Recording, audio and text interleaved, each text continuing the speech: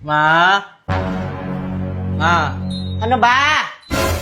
Ma? Sa'yo ko daw Kayo hindi nyo magawang magwalis dito. Oh, shit! Lagi na lang ako inaantay nyo. Hindi nyo ako matulungan dito sa bahay.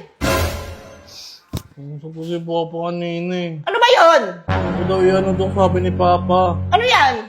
Yung card ko. Lalaro muna ako. Wait lang. Titignan ko muna to bago ka makapaglaro. O, puro laro na sa inaatupag mo, ha?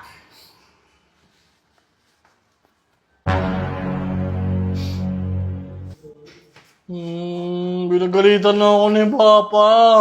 Pwes, papagalitan uli kita. Ano to? Ano to? Ba't mga puro line of 7 ka? Binagalitan na ako ni Papa. Meron ako yung, may mga 8 naman dyan na iba. Madami din namang 8. Magaling ka lang sa laro. Sa laro ka lang magaling. Pero sa school wala kang ginagawa. Wala kang ginagawa. Pinagalitan na nga ni Mama eh. Alam mo ba kung gaano kami kahirap ni Papa ni mo magtrabaho? Tapos bibigyan mo kami ng gantong grado? Oh, shit! Wala kang minana sa amin ng ama mo. Valedictorian ako. Yung Papa mo, suman cum laude. Kung Lodi, tagatinda lang daw siya ng suman nun, sabi ni Lola. Oh, wag mo nila lang manutitin na lang ng suman. Diyan ka namin pinag-aaral. Hindi naman na suman cum laude yung sinasabi mo eh. Oo nga, nagtitinda siya ng suman eh, ano sa'yo?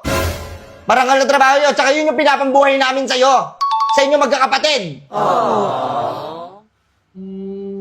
Kahit sa diskarte sa pambaon niya, hindi siya makapag-diskarte. Lahat na lang. Iaasa sa magulang, ang laki-laki mo na. Sira kasi yung sapatos ko. Sirain Ayaw ka. mo bilan pa. Bibilang kita, bibigyan mo ako ng ganitong grades. Matamad daw pumasok eh. Nakakatamad Huwag kang lalabas ng bahay, ha? Huwag kang lalabas, walang maglalaro, walang makikipagkaibigan. Dito ka. Dami ng bawal. Diyan ka sa kwarto mo. Tignan mo yung Pilipino nyo, 76, 79, 78, 79. 79 ang pinakakabuoang marka. Hindi ka man lang maka-80. Oh, shit! Eh, alam ko na nga yan. Pinoy na nga ako. Kaya nga eh, baliwala na lang sa'yo porkit Pinoy ka? Yung Filipino subject na yan? Alam mo dati kung ano grade ko dito? 105, 108, 110. Wala namang ganun eh, weh. Tatulungin ko si Lola. Tanungin mo si lola mo. Tatulungin ko si Tapos ang Lola. dami kong medalya. Tapos, ikaw dadali mo sa akin, sakit ang ulo. Susunod na ako, nak. Hindi ko alam kung kanino ka nagmana. Hindi ko napasa yung project dyan, napasa ng ulan. Oh, shit! Bakit nabasa ng ulan? Kasi laro kayo ng laro. Wala kayong inatupag, kundi laro kayo ng laro. Mali na naman yung Papa eh. Pagod na ako sa'yo, Bon, ha? Pagod na ako magsabi-sabi sa'yo. Ayusin mo yung tiki-tiki mo sa akin, ha? Kung na lang daw pumunta dun sa may school, sabi ni Papa, pinapunta kayo ng teacher. Sasampalin ko yung teacher mo. Ba't yung papapuntahin doon? Dapat ginagawa dito sa bahay. Sige, papunta ako doon. Sa paglinisin mo dito, sa pagsaingin mo, paghugasin mo lahat.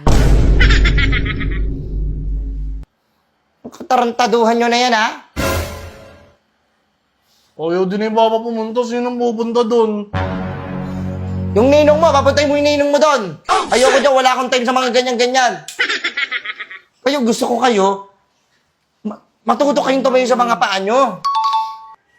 Yung hindi mo na kami kailangan. Oh, shit! Di ba? Kahit ikaw lang mag-isa, may bitaw ka.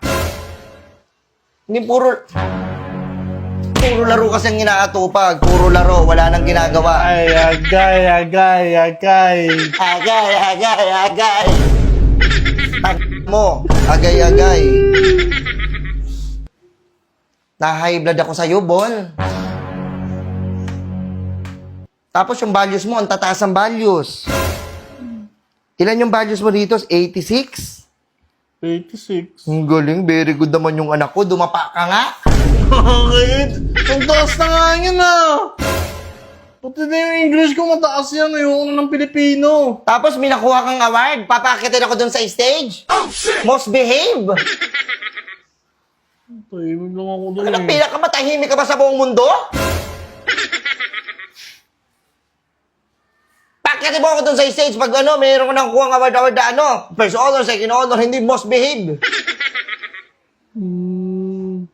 Doon ang tahimik mo dito. Si ingay ka. Nakalim kita eh. Doon ka sa kwarto ba, hindi ka lalabas isang buwan. Makita mo lang hinahanap mo. Nalaro muna kami doon. O sige, maglaro ka. Paglaruan natin to.